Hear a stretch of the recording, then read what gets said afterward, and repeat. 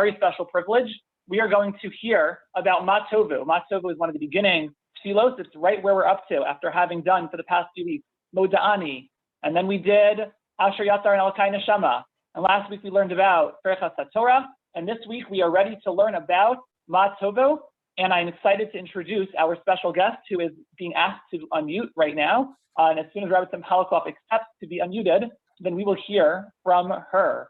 So without further ado, Rabbi Polakoff, you can accept to be unmuted. I did.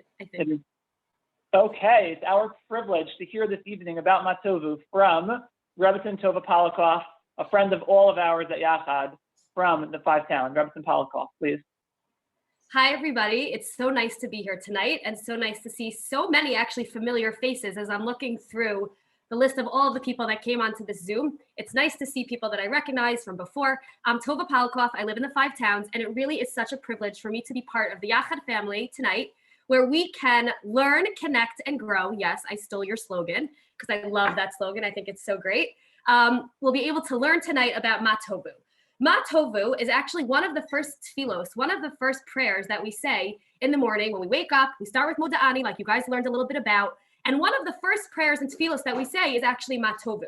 And Tovu is unique because it's the first tefillah that you say when you walk into shul. As a person gets up in the morning and he leaves their house and they walk whatever distance it is, or they drive to shul, when they enter the actual Beis Knesset, when they actually enter the sanctuary, the first thing they do is they say Tovu.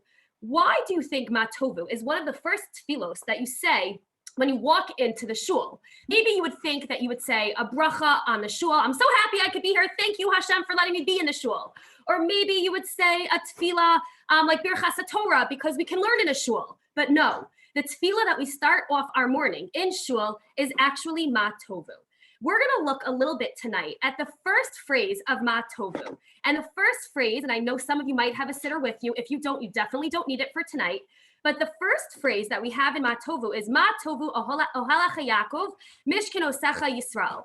And what that means is, how good are the tents? How good are your tents, people of Yaakov, which is referring to us, the Jews. How good are the tents of the people of Yaakov and your sanctuaries of the people of Yisrael? Now, what is a sanctuary? A sanctuary is another word for a shul. So it makes sense that when coming into a shul, the first thing we say is, how good are our shuls, right? It's sort of like we're patting ourselves on the shoulder, like we really got this. We have these shuls, a place where we can daven, a place where we can connect to Hashem. And we sort of start off our tefillah by saying, thank you. Thank you, Hashem, for this sanctuary. Thank you, Hashem, for this shul where we could come and we can daven. My husband was out of shul for a very long time this year because of Corona, because of COVID. And it was a really difficult time for my husband. He even says that he remembers the exact date that the shuls closed. Now, I don't know if any of you remember a time where you were able to go to shul and then you had to stop going because of Corona. And we thought it would only last maybe a few days, maybe a few weeks, but we did not believe that it would last a few months. And that's exactly what happened. On March 13th, sorry, I think I was muted. On March 13th, my husband went to shul for the last time. It was a very, very long time that he was home. And he says that he remembers the day that he finally went back to shul, which for us was about June, when he went back to shul and he opened the doors of our shul. My husband is the rabbi of a shul in the Five Towns, and he was one of the first people there. And he flicked on the lights and he opened up the doors to the sanctuary, to the main sanctuary. And he walked in and he uttered those words, Tovu ohalacha Yaakov. Wow, thank you, Hashem. Thank you, Hashem. Time where he really recognized how important this tefillah is and really how appreciative he was to have a shul where he was able to daven.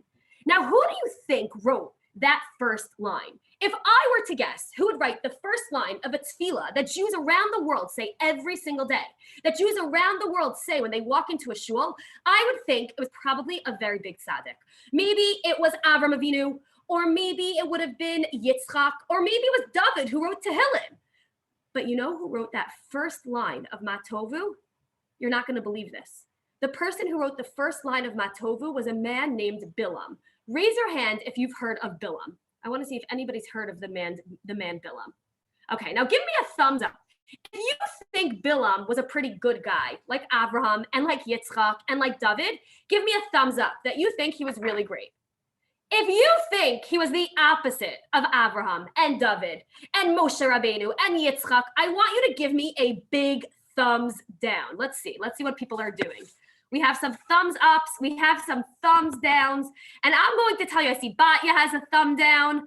I see who else is showing me that they know. Oh, I see Hannah. She is giving me a big thumbs down that he was not a tzaddik like Abraham Avinu. And you are all right.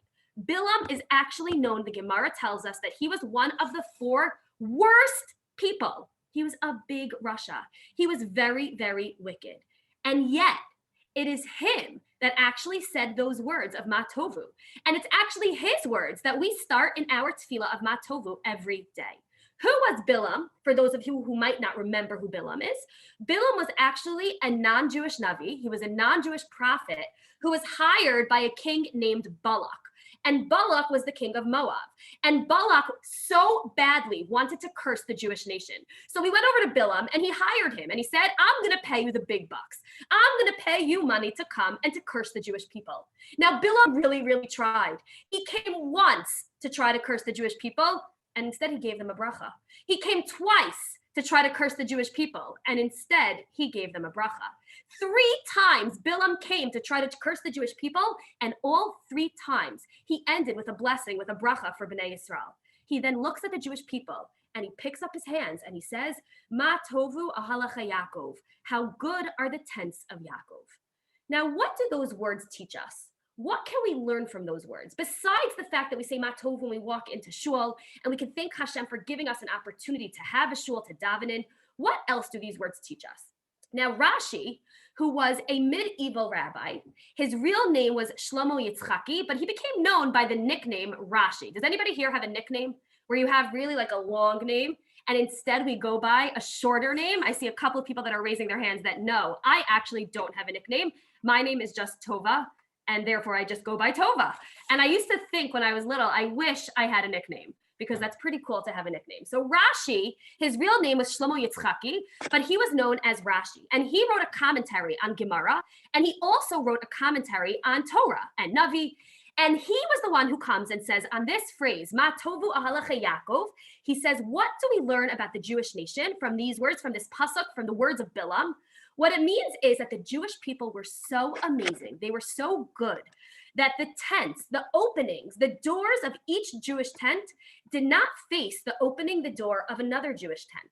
And Rashi explains that it hints to us how modest and how proper the Jewish nation were. That we didn't want to look in and peek in to see what other people were doing. We didn't want to see inside of their homes and see what's going on there. Rather, there was a certain element of refinement and a certain element of dignity and privacy that none of the openings of people's tents were actually facing another tent.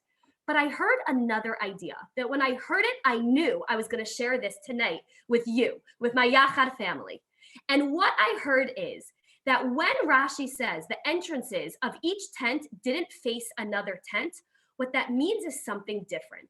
What that can also mean is that every Jew, every man, every woman, every child, every girl, every woman who lived in those tents did not look to see how the other Jew in the other tent was serving Hashem. Now, what does that mean?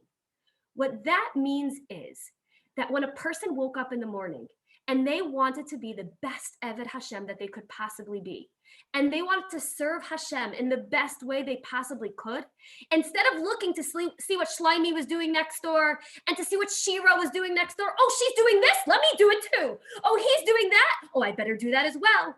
Instead, they only looked in one place. They looked inside themselves, and they looked at themselves and they realized, what do I have that I can use to serve Hashem in the best way possible? Every single 56 of us on this Zoom call tonight was created with something special, a talent, a gift, a personality trait, something that makes each and every one of us unique. And that's how Hashem wants us to serve him. He doesn't want us looking around what other people are doing and looking into my friend's house and my friend's room and say, that's how they serve Hashem, I better copy him. No, Hashem wants us to look in the mirror and look inside our own souls and look inside ourselves and say, what did Hashem give me? And how can I use that to serve Hashem a little bit better? I heard a great story about a man named Rav Zusha of Anipoli. He lived in the 1700s, and there's a famous story about him, that it was the end of his life, and he was about to die. And he was very, very scared of dying. And he started to cry and cry. And his Talmidim, his students, looked at him, and they said, Rav Zusha, why are you crying? You have nothing to be scared of. You're such a big tzaddik. You did so many mitzvos. You're going to go straight to Olam Haba. You're going to have one of the best seats in Olam Haba. What are you possibly scared of? And Rav Zusha looked at them and said, I'm not scared of that. You're right. I did many mitzvos. And I probably will earn a part and a place in Olam Haba. But what I'm scared about is that Hashem's going to look at me and not say, why didn't you become Moshe Rabbeinu? But rather, he's going to look at me and say, why didn't you become Reb Zusha? Each one of us are destined to become the best Tova Polakoff that we can possibly become. The best, let's see who else we have here. Rachel, is that your name? Rachel or Rachel? Rachel. Which one are you? You're muted. You can't respond.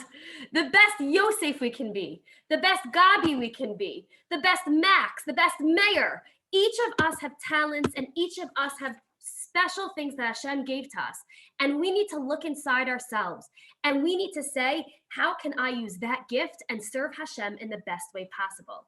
Let's say you have a great sense of humor. Raise your hand if you, or give me a thumbs up if you have a really good sense of humor. I see a lot of people have a really good sense of humor. And I have to say, when I came onto this call at the beginning, all of the laughing and all the smiles shows that not only do we have a lot of good senses of humor, but we also have a lot of people that have happiness, that have simcha. How do we use that happiness to serve Hashem? How do I use that sense of humor? Lane is telling me that he has a great sense of humor and he has a lot of happiness. How do we use that to serve Hashem? So Ma Tovu really teaches us that the best Jew we can be is to just be me. And I give each of you the bracha that every morning when you wake up and you say those words of Ma Tovu, you're not going to look at other people's tents and you're not going to look what other people are doing. Rather, you're going to remember what's special about you, and you're going to be able to serve Hashem by just being yourself. Does anybody have any questions? I don't know if we have time for questions. But really, this was such a privilege to be here and to share this idea about Ma Tovu with each and every one of you. Thank you so much.